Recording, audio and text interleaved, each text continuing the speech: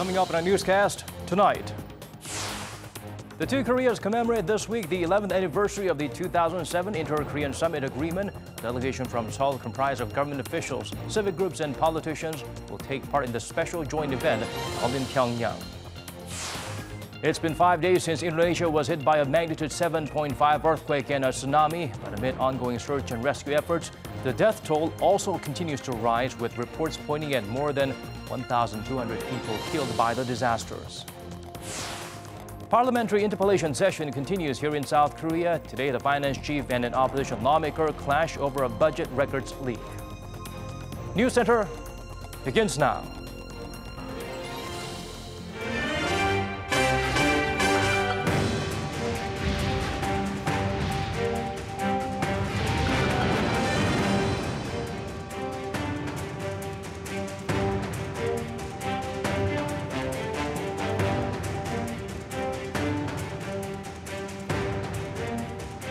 It's 8 p.m. here in Korea, live from our studio in Seoul. This is Arirang News Center. Welcome to our program. I'm Daniel Choi. The two Koreas are holding a joint event in the North Korean capital later this week to celebrate the 11th anniversary of their 2007 summit agreement, dubbed the October 4th Declaration. It's the first inter-Korean joint event of its kind to be held since 2008. Woo Jung-hee starts us off. A large South Korean delegation is to visit the North Korean capital later this week for 3 days. Comprised of roughly 150 members, the South Korean team will attend an inter-Korean joint event to be held on Friday, celebrating the 11th anniversary of the 2007 Inter-Korean Summit Agreement, dubbed the October 4th Declaration. This comes as part of implementing April's Panmunjom Declaration and September's Pyeongyang Joint Declaration, where the leaders of the two Koreas agreed to hold joint events on their shared anniversaries and commemorative dates. The South Korean delegation is comprised of government officials, politicians, leaders of civic groups that have dealt with inter-Korean exchanges, and others. Besides attending the event, the delegation is to tour around Pyongyang and watch art performances while holding talks with their North Korean counterparts. Many expect there could be high-level talks between South and North Korea, with Seoul's Unification Minister Cho Myung-gyun heading north. Seoul says there could be a comprehensive discussion on implementing the latest Inter-Korean Summit Declaration and setting the schedules for follow-up talks. Talks on cooperation in medical and cultural fields are also expected to take place, as South Korea's Vice Health Minister and Cultural Heritage Administrator are also part of the delegation. Though the two Koreas held several joint events in the past to celebrate their 2000 summit anniversary and National Liberation Day on August 15th, this is the first time Seoul and Pyongyang are celebrating their 2007 summit anniversary. In 2007, the late former Liberal President Roh Moo-hyun visited the North Korean capital for summit talks with the then North Korean leader Kim Jong-il. Roh and Kim signed their summit declaration on October 4th. Woo Jung-hee, Arirang News. Meanwhile, Pyongyang continues to pressure Washington to declare an official end to the Korean War. In a report through its state media, Korean Central News Agency, the regime claimed that ending the war is not something to be bargained and should have already been done decades ago. It added the move stands as the basis for building new North Korea-U.S. relations. But if Washington doesn't want to end the war, then the communist state, quote, won't particularly hope for it.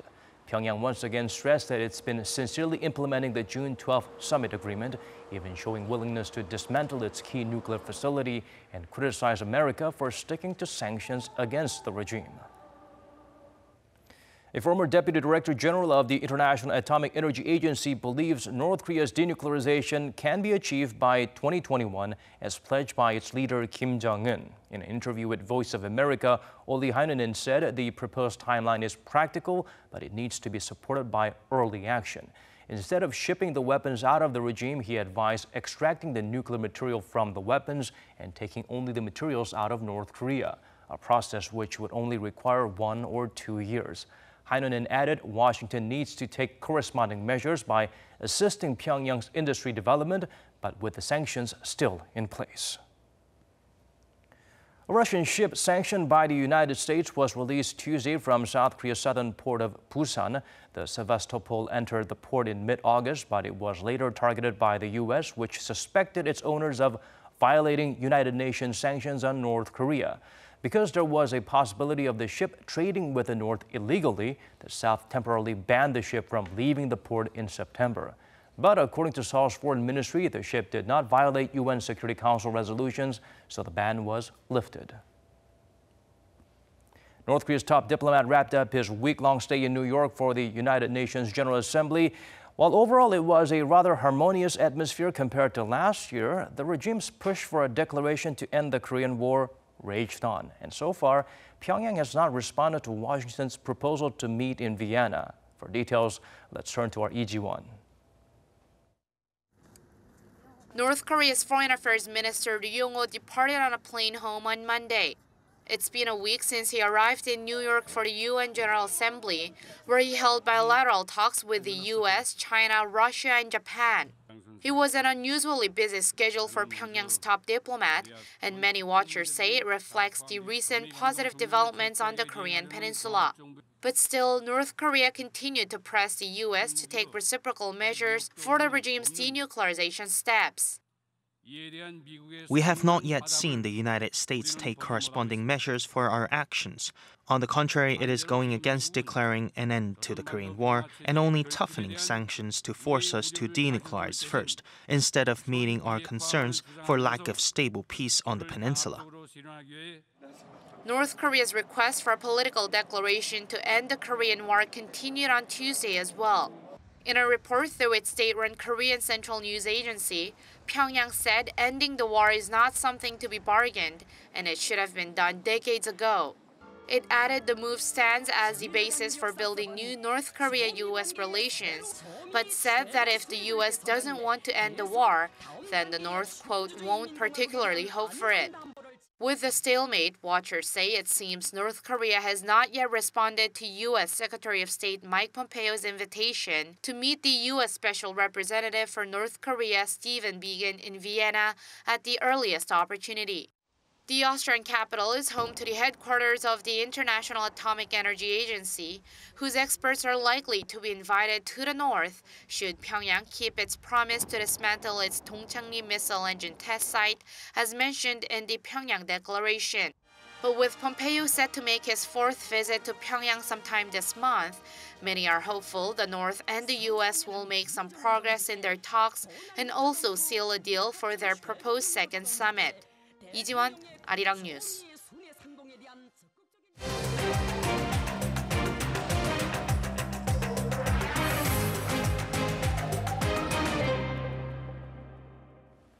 At the National Assembly, questioning sessions with government ministers continue. Subjects of heated debate today, the controversy surrounding the leak of confidential documents by an opposition lawmaker, as well as the government's economic policies. Kim Min-ji has the highlights from Parliament. In the spotlight during Tuesday's interpellation session was the row between Shim Jae-chul of the main opposition Liberty Korea Party and Finance Minister Kim Dong-yeon. Shim has been mired in controversy for allegedly disclosing confidential government data about the fiscal budget and other state statistics without authorization, with the Finance Ministry filing a complaint against him with prosecutors. Shim has also lodged a complaint saying that he's been falsely accused. It was 6 simple clicks and I could access the data. There was no warning saying I couldn't. No, documents related to budget implementation have written on them Audit Office. Not even officials at the Finance Ministry can access them. Shim claimed that the documents show improper spending by the presidential office and government ministries late at night and on weekends. The finance minister countered that it's inevitable that officials work around the clock, but if an ongoing probe sheds light on any irregularities, those involved will be held accountable.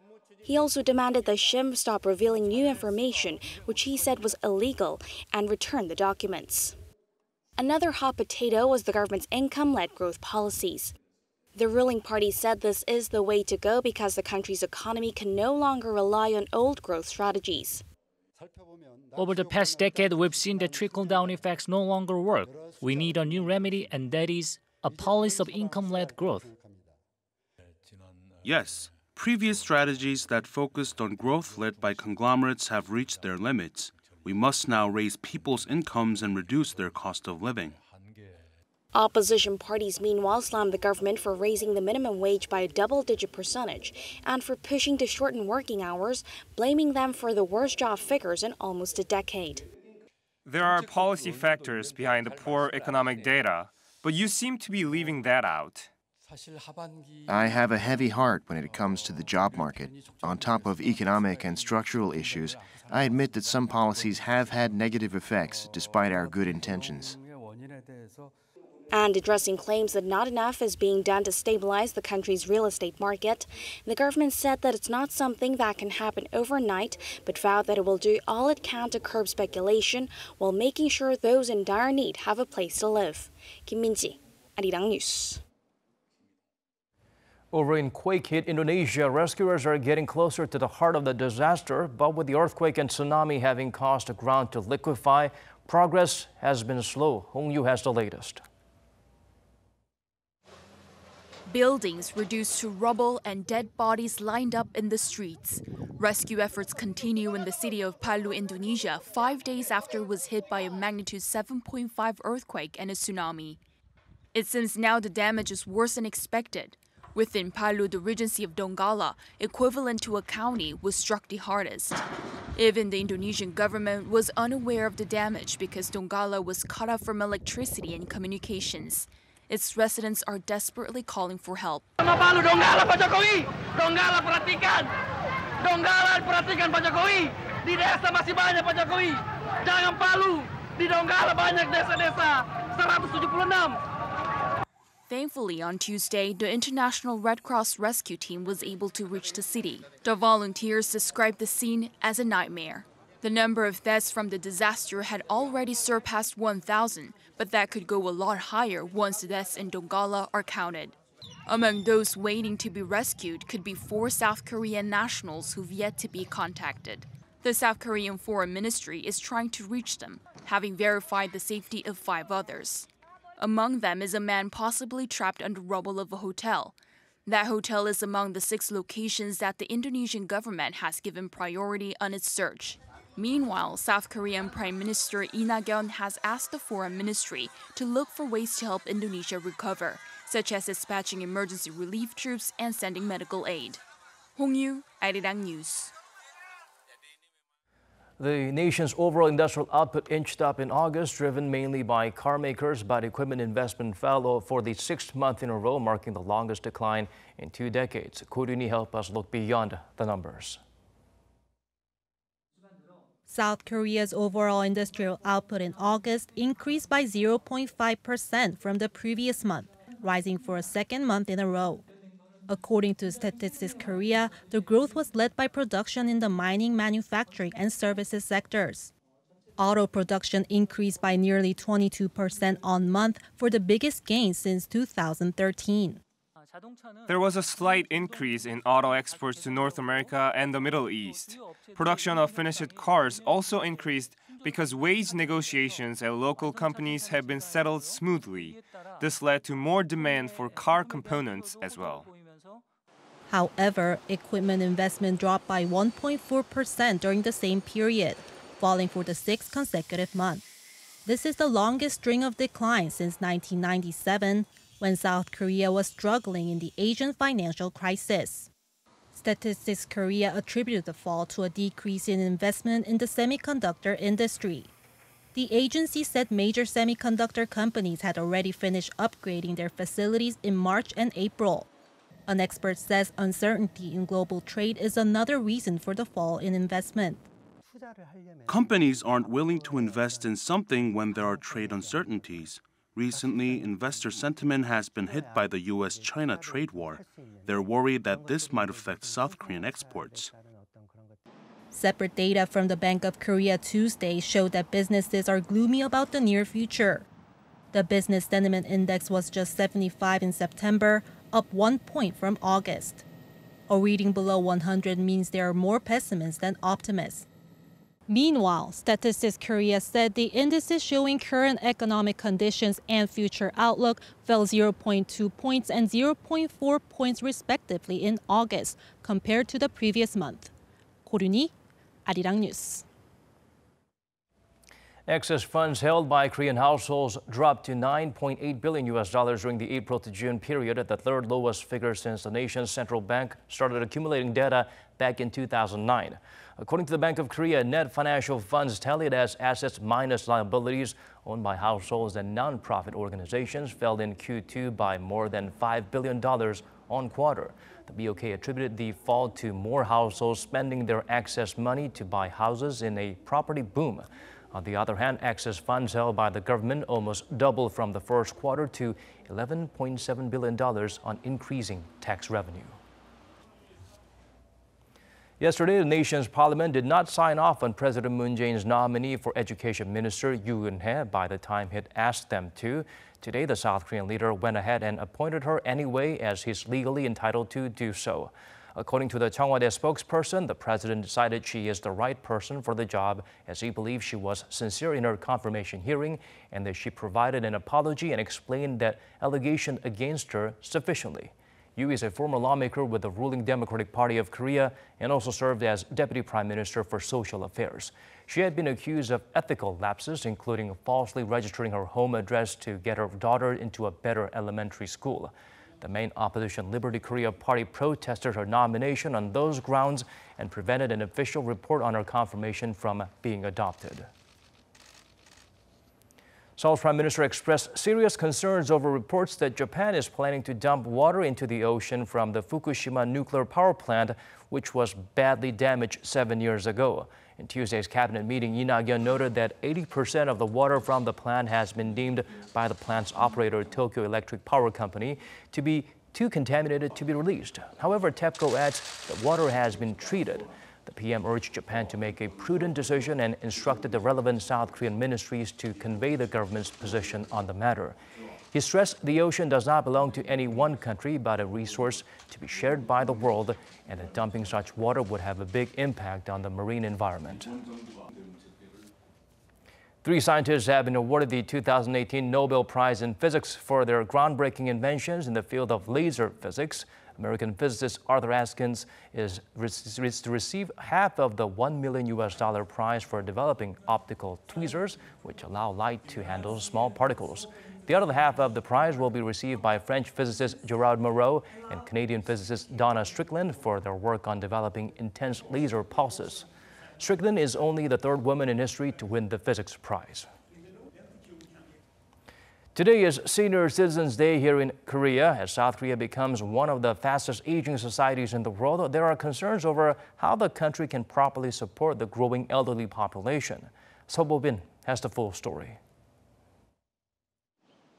South Korea is on course to become one of the fastest-paced aging populations among the 35 members of the OECD.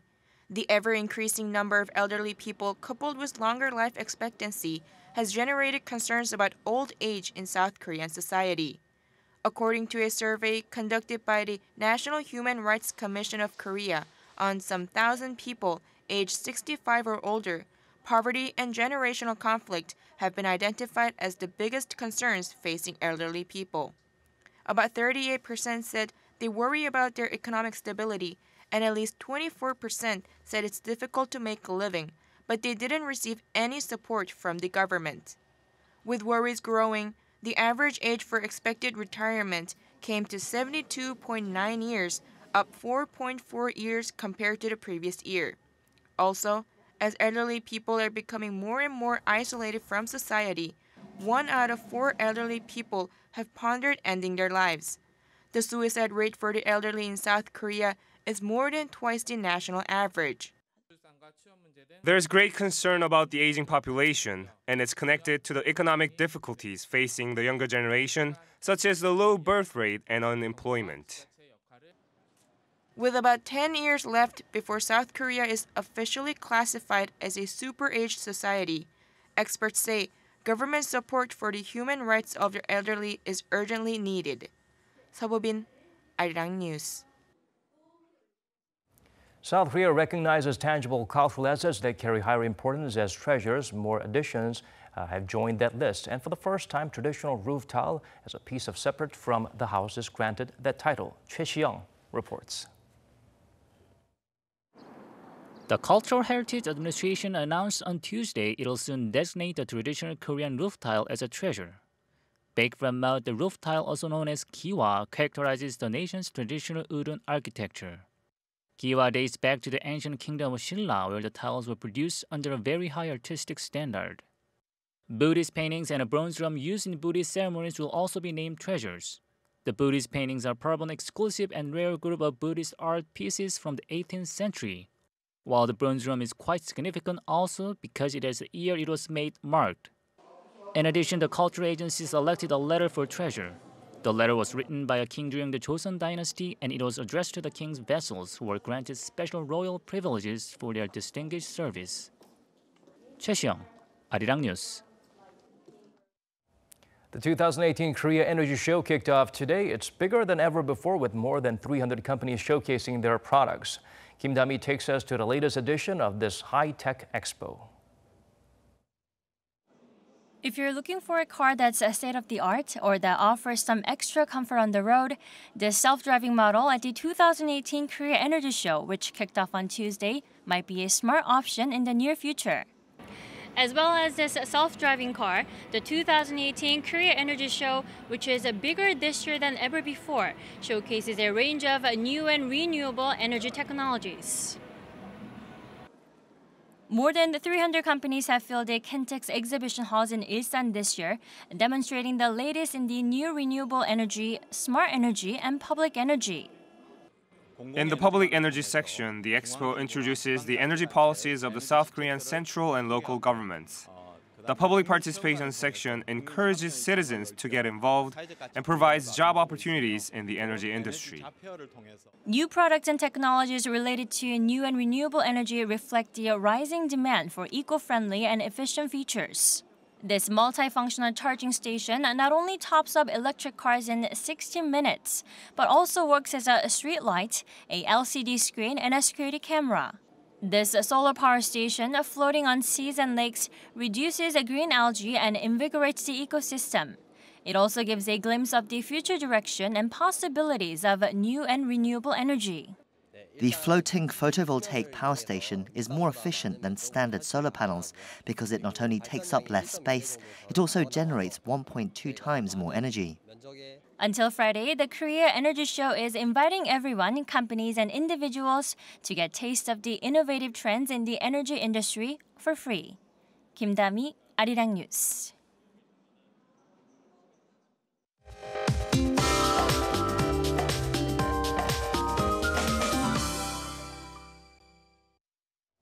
Time to turn to Michelle back at the Weather Center for the updates you need. Michelle, another strong typhoon dubbed Kong-rae is heading north and approaching the Korean peninsula. How will it affect us here in the nation?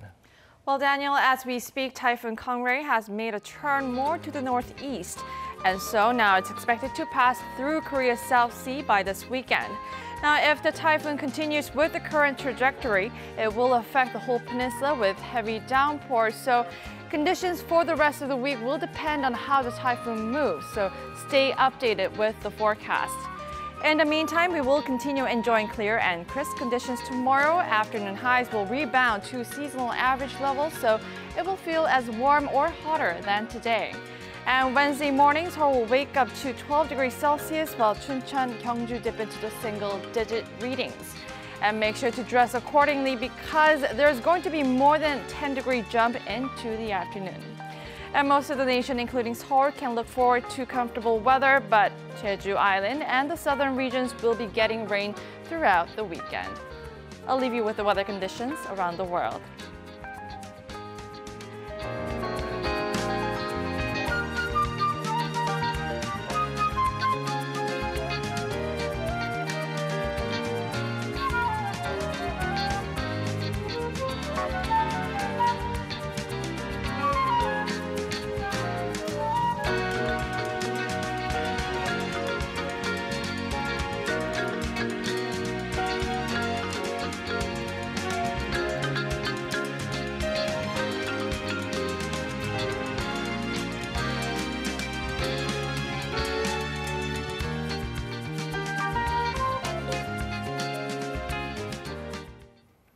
That's all we have for you in tonight's edition of Arirang News Center. As always, thanks for staying with us.